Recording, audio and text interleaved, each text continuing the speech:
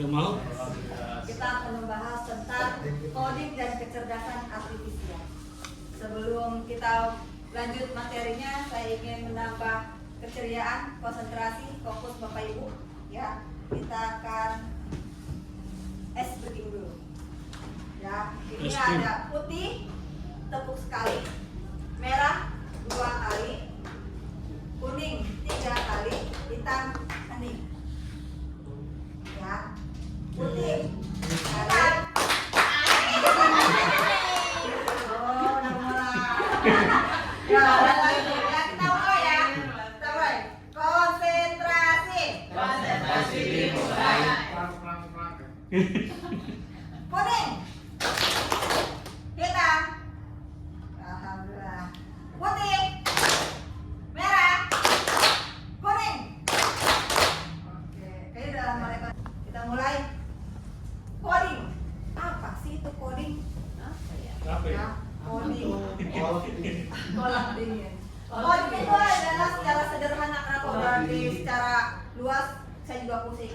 Ya, secara sederhananya adalah cara manusia berkomunikasi dengan komputer dengan cara menciptakan perangkat lunak atau aplikasi yang berguna dalam penyelesaian masalah kita dalam sehari-hari. Ya, saya ulangi, coding adalah cara manusia berkomunikasi dengan komputer dengan cara menciptakan perangkat lunak atau aplikasi yang berguna dalam menyelesaikan masalah kita dalam sehari-hari. Nah, kecerdasan artifisial menurut Russell dan Norvig, ini saya singkat ya dari kecerdasan artifisial ya. Sebagai studi tentang agen cerdas yang mampu menerima persepsi dari lingkungan dan mengambil tindakan. Agen tersebut dapat melakukan proses berpikir seperti manusia. Agen itu seperti robot. Ya, thinking humanly, bertindak seperti manusia, acting humanly, atau berpikir secara rasional dan bertindak secara rasional. Nah, berpikir komputasional. Berpikir komputasional adalah proses berpikir untuk merumuskan masalah dan penyelesaian sedemikian rupa sehingga solusi tersebut dapat dilakukan oleh manusia, komputer, dan keduanya. Berpikir coding itu ada 4. Ya, dapat kita bahas, yaitu cara berpikir komputasional. Apa itu berpikir komputasional? Yaitu proses berpikir untuk merumuskan masalah dan penyelesaian sedemikian rupa sehingga dapat dilakukan oleh manusia, komputer, dan atau keduanya. Mengapa sih kita perlu berpikir komputasional? Ya, yang satu, pertama, dapat untuk menyelesaikan masalah secara sistematis. Kedua, mengembangkan cara berpikir logis dan terstruktur. Yang ketiga, meningkatkan keterampilan abad 21. Keempat, dapat diterapkan berbagai bidang pendidikan, kesehatan, bisnis, banyak, atau juga tentang keuangan, keamanan, banyak. Apalagi kita sini udah abad revolusi 4.0. Ya, itu kita harus berteman. Kalau kita tidak berteman dengan teknologi, kita tidak mengikuti zaman, kita akan musnah. Kita akan ketinggalan jauh. Ya, jangankan banyak ketinggalan teknologi HP deh, jangan jauh-jauh teknologi HP. Kalau kita tidak berteman dengan aplikasi yang ada di HP, kita akan ketinggalan jauh.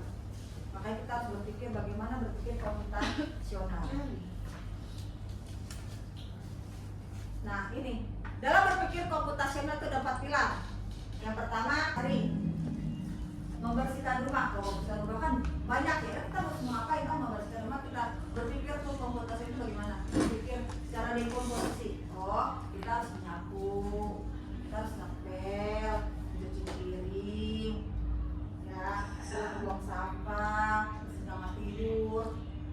Ya, kalau membersihkan rumah kan banyak kan, jadi kita harus berpikir inti-intinya apa ya, juga kita ada secara pengenalan pola-polanya seperti apa. Ya. Ada abstraksi. Apa itu abstraksi? Yaitu proses mengambil informasi penting dan mengabaikan detail yang tidak relevan.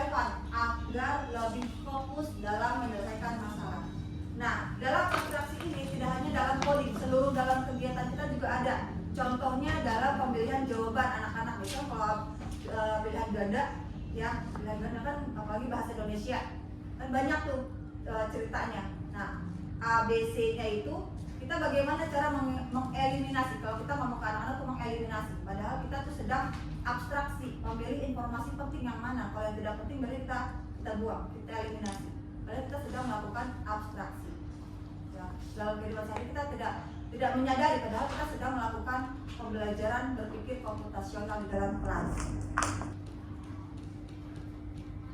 Yang terakhir dalam 4 pilar yaitu ada berpikir algoritma. Apa itu? Sebuah kemampuan merancang dan memahami instruksi berupa langkah-langkah untuk menyelesaikan sebuah masalah, ya secara runtun. Masalah secara runtun. Gak mungkin kan? Ini bisa contohnya adalah membuat teh manis. Yang paling pertama kan kita menyediakan gelas air, nah tiba-tiba langsung ujuk-ujuk teh manis, ya kan? Begitupun kita dalam menyelesaikan masalah, yang harus diruntuhin dulu, bagaimana diurutin. Ya kalau kita mau mandi pun kan kita harus siap-siap dulu baju-bajunya, anduknya, nggak tiba-tiba kita selesai di kamar mandi. Ya, jadi kita itu secara berpikir algoritma. Nah, sekarang kita masuk ke kecerdasan artifisial. Apa itu kecerdasan artifisial atau KA? Ya, kecerdasan artifisial adalah teknologi yang membantu komputer belajar dari pengalaman dan melakukan tugas tanpa selalu perlu diperintah oleh manusia secara langsung. Kecerdasan buatan, kalau kita tuh AI, tapi kalau bahasa Indonesia ini adalah kecerdasan artifisial, ya, kecerdasan buatan manusia.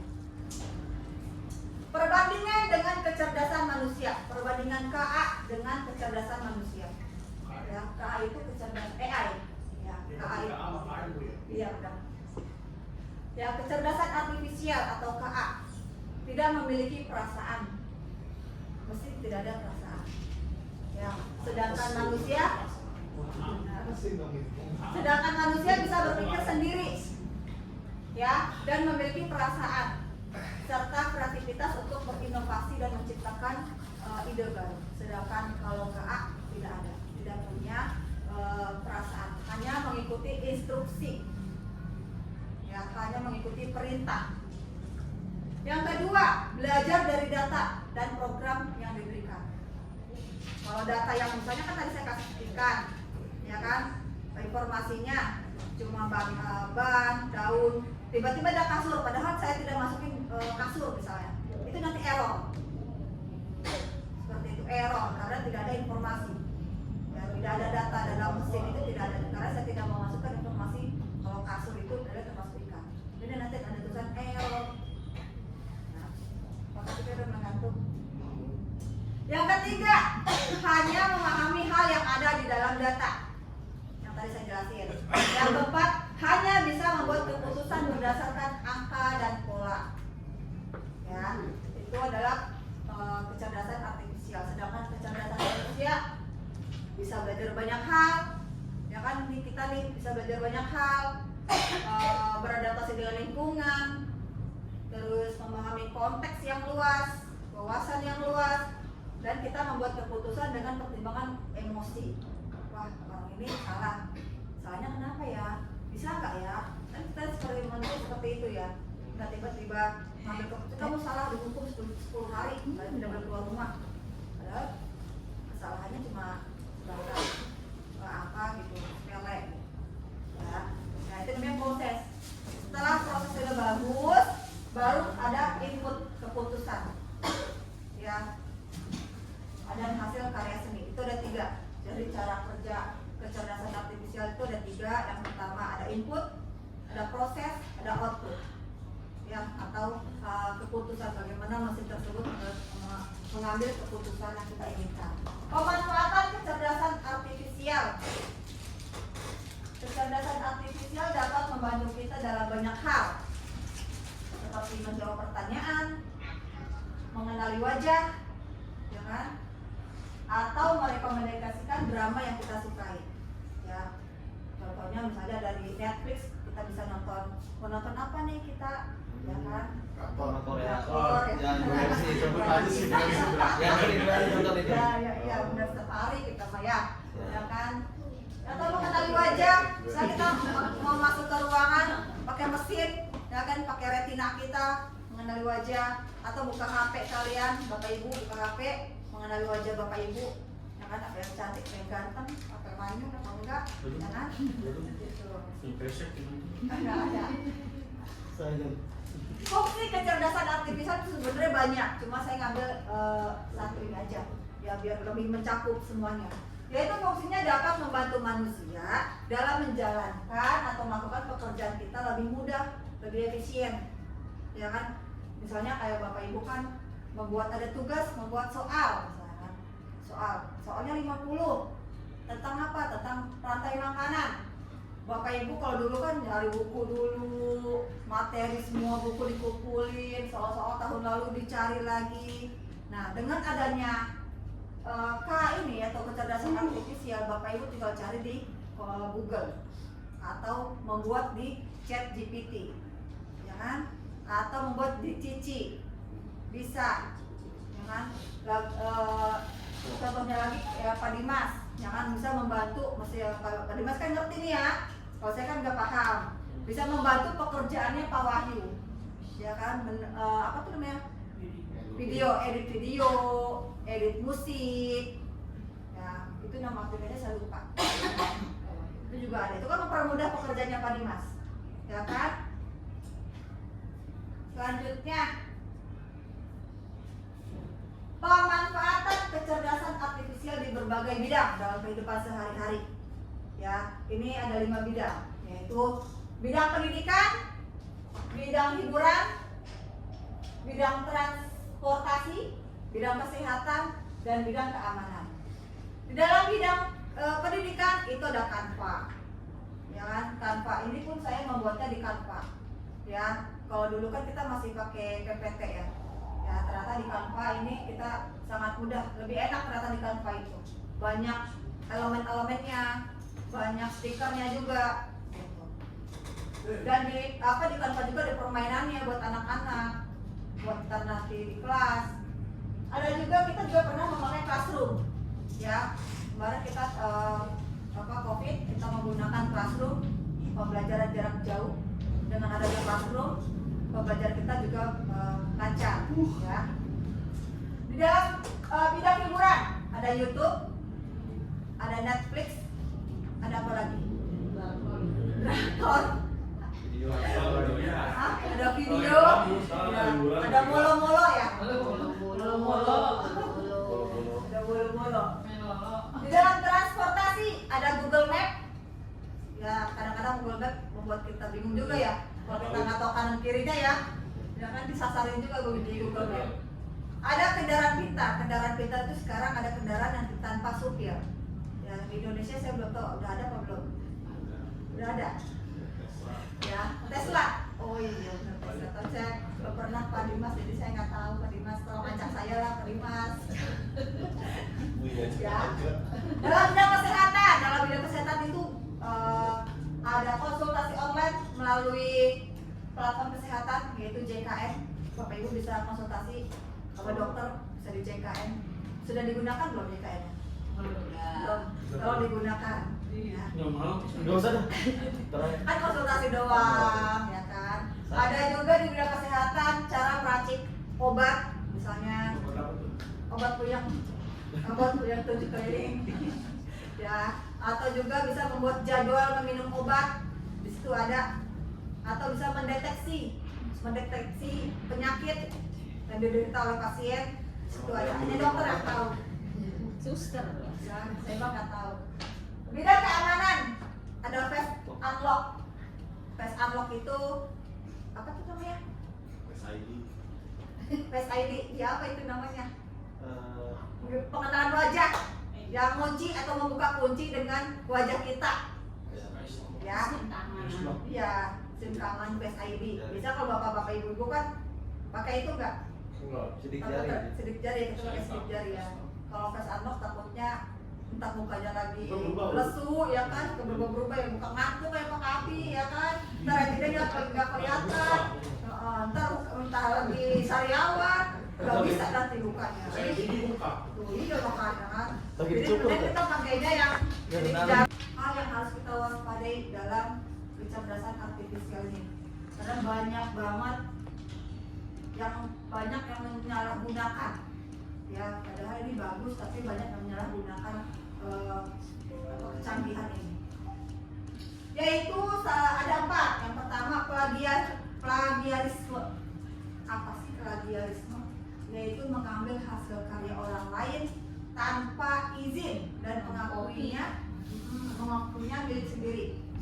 Ya, misalnya Maling berarti. ya benar maling. Misalnya Mas Dari Ih, mengambil soal-soal ya kan cari di internet. Nah, ternyata di soal-soal itu tidak mencantumkan sumber linknya. Ya kan, yang kita hanya tahu itu buatannya Pak Asdari. Padahal Pak Asdari copy paste dari Google, tapi tidak dicantumkan link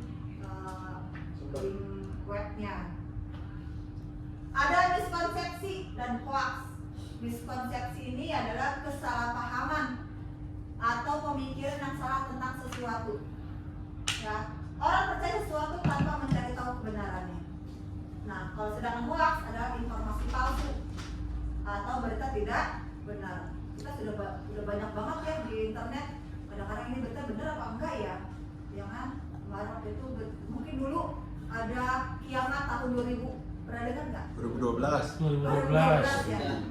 Ya kita ada sebelumnya kan ada yang tahun 2000 ya? Enggak.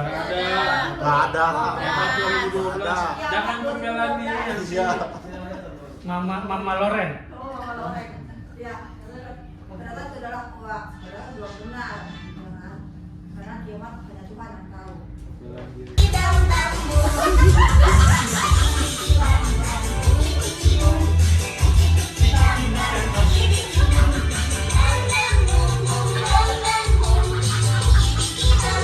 Ya. Nah, kita dalam menggunakan aplikasinya juga kita ada etikanya dalam menggunakan. Ya jangan asal-asal aja. Kita juga ada aturannya. Ada Itulah aturannya. abad 21. Yang pertama jujur dan terbuka. Enggak. Ya, saya mah terbuka aja dia. Ya. Ada adil untuk semua orang. Ya, jadi jangan hanya sekelompok orang saja. Kita adil untuk semua orang. Ya. Yang ketiga ada bertanggung jawab. Bertanggung jawab atas apa yang kita lakukan. Jadi misalnya saya Pak Agus menyebarkan informasi. Nah, ya kan? Pak Agus harus bertanggung jawab apakah itu benar atau tidak. Pak Agus memberikan informasi datanya. Pak Agus bisa bertanggung jawab data tersebut benar adanya. Dan menjaga privasi. Nah, menjaga privasi itu harus benar-benar Bapak Ibu kalau harus kita temukan bocor sudah tidak ada lagi. Ya, ditambah lagi misalnya kalau itu untuk anak-anak, HP-nya itu tolong dijaga HP anak-anak kita. Setelinnya jangan YouTube yang biasa, tapi setelin YouTube Kids. Ya, anak saya juga pakai YouTube Kids. Karena apa? Di situ tuh kontennya benar-benar anak-anak semua. Nggak ada tuh YouTube yang dewasa, konten-konten dewasa tidak ada. Hanya benar-benar anak-anak semua, entah itu nyanyiannya, videonya, semua tentang anak-anak. Atau untuk durasinya kita menggunakan Google Family. Ya kan? Cukup kita memberikan waktu 2 jam, maka setelah 2 jam HP itu mati sendiri. Itu bisa digunakan dengan HP. Tapi HP kita pakai HP utama, adanya HP anak. Jadi kita HP anak udah 2 jam mati, nggak bisa digunakan seharian itu. Kita besoknya baru bisa kebuka sendiri. Ya.